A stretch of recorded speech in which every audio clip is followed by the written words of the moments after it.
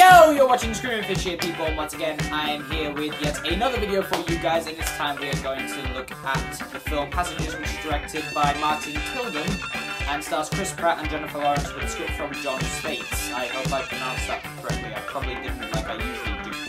But anyway, about Passengers, I was really excited for this movie when I first saw the trailers. I really like the idea of a sci-fi thriller of two passengers on this ship on a I can't remember how, I'm not sure what, of a ship that's basically going to another planet, and it's taking years for them to get there, and they wake up 90 years early and they have to spend the rest of their lives on the ship. I really like the idea of this movie, but the question we've all got to raise here, as this is a movie review of all things, is this a good movie?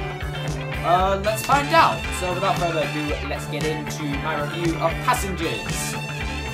You would not believe how many times I had to like add that word to the dictionary on my computer, because my computer is just, I mean, well, not my laptop, I love my laptop, but the computer I was typing a script on was just, oh my god, it's just stupid, you know, it's like that version of dumb that you would only see in like certain Simpsons characters, not like Homer Simpson level of dumb.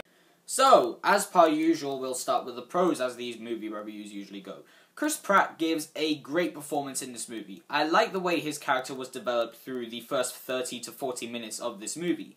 I love the way this movie introduced us to the situation this character is awoken to, and the struggles he has to deal with, and the decisions he has to make along the way. Jennifer Lawrence was fantastic in this movie. She absolutely stole the show for me.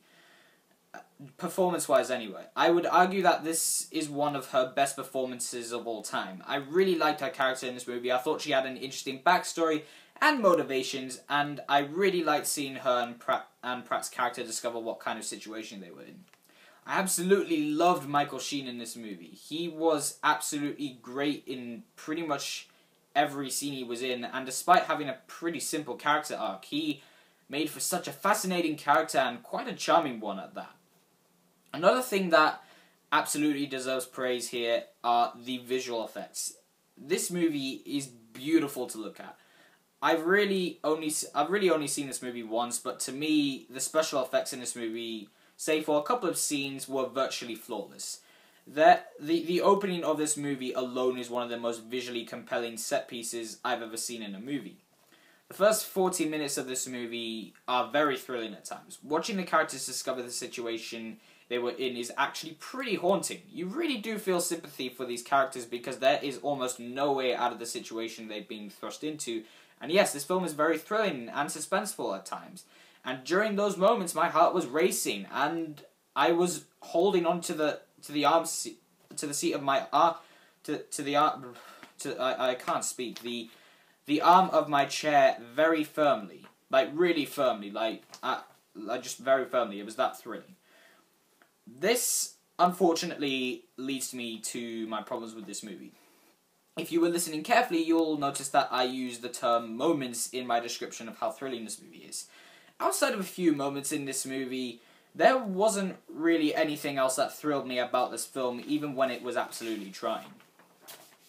While I did like the first 30 to 40 minutes of the movie, the film often pauses to give us a montage of Chris Pratt and Jennifer Lawrence dancing and doing fun things, which really took me out of the suspense, and it just did not fit with the tone that had been established, which made the film feel very tonally uneven. And while I do love movies about being alone with a sense of isolation and claustrophobia, that sense of isolation and claustrophobia was just non-existent as soon as we got through to the second act and on and onward, which unfortunately really took me out of the suspense and thrill of the movie. So, as for the romance in this movie, I'm going to be honest, I felt a bit underwhelmed. Yes, it does make for some emotional moments, but for the majority of the film, it just seemed to follow the typical romance cliches and didn't really bring anything new to the table. And the two of them meet, they become friends, have lots of fun together, fall in love, have a date, then break up and get back together again in the end. The end. That's literally the romance in this movie. The second and third acts of this movie, I really got to admit, added quite a few potholes to the already seemingly unoriginal story.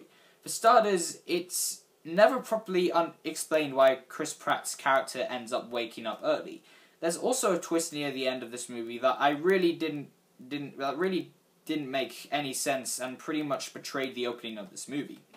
My biggest problem with this movie is that, unfortunately, it is very exposition heavy. One of the reasons I absolutely loved Interstellar, which was directed by Christopher Nolan, was that the film told the story visually. It didn't always need a character to come up on screen and tell us the plot of the movie. Passengers, unfortunately, does the exact opposite of that. Every 5 minutes, a character will come on screen and literally tell the viewers the plot, and I really hate it when filmmakers do that, because it makes it seem like the audience, the filmmakers think the audience is just a group of dumb people, but we're not. We can tell what's going on visually. And also, Lawrence Fishburne is also in this movie, and while he does give a fantastic performance, obviously it's Lawrence Fishburne we're talking about, his character is only there to further the plot. That's it. He doesn't get any character development or any reason for us to care about him, and he's just there to deliver exposition scenes, which actually made me think to myself, why exactly is he in this movie? Also, Andy Garcia is in this movie for like 5 seconds. I'm not even kidding. That's all you get. He's just in this movie for no reason at all. I'm not going to lie, the worst part of this movie was really the ending. It just felt like a real cop-out, and right when I thought the film would actually try something different and unique, but no, it just felt really underwhelming and, yes, unoriginal.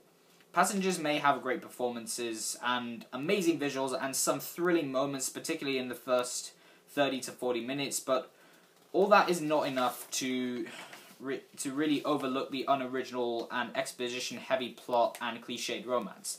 Passengers was very disappointing, but at the same time, I'm very conflicted with this movie, because it has great characters and amazing visuals, but at the same time, the story is just unoriginal and filled with cliches. I don't really know what to think of this movie, to be honest. So, guys, that was my review of the film Passengers. I do hope you enjoyed it. Personally, I am very conflicted about the movie. There were good things and there were bad things. I really don't know what to think of it, as I just said in my review.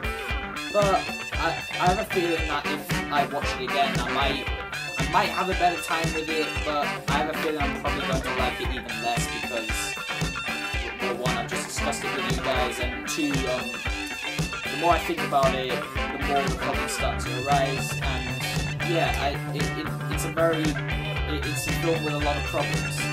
And I guess the more I watch the film, the more obvious those problems are going to be. So most likely scenarios that I'm probably going to watch that film again and I'm not going to like it. But as of now, I'm just very conflicted on the film. I just don't know what to think of it, because they are good. It's like 50 good, 50 bad. I don't know. But yeah, I'm just very conflicted on it. But overall, I just want to know, what did you guys think of Passengers? Did you think it was alright? Did you think it was good? Did you think it was terrible? I'm in the middle, personally, but yeah, I want to know what you guys think. So, in other words, leave your comments down below, and please don't forget to like, subscribe, follow me on Facebook and Instagram, and I will indeed see you guys in the next one. So, bye.